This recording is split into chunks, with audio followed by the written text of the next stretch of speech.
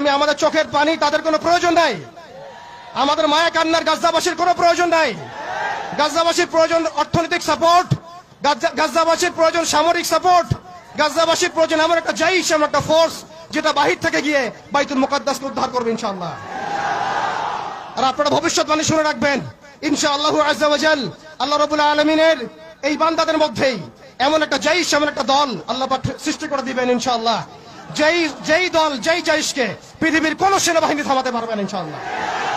শেষ পর্যন্ত তারা বাইতুল মুকাদ্দাস মুক্ত করেই ছাড়বে ইনশাআল্লাহ। শুধু সময়ের অপেক্ষা। তারা আমাদেরকে অপশন দিয়েছে, হয় আমাদের দাস হও না হলে মরো।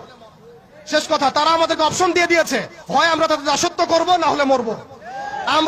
আমরাও বলে দিচ্ছি, আমরা দাসত্ব করব না। আমরা হয় শহীদ হব অথবা স্বাধীনতা ছিনিয়ে নিয়ে আসবো ইনশাআল্লাহ। হয় আমরা শহীদ হব না হলে স্বাধীনতা ছিনিয়ে নিয়ে আসবো ইনশাআল্লাহ। আল্লাহ পাক আমাদের বাংলার তাওহীদের জনতাকে কবুল করেন, আমিন।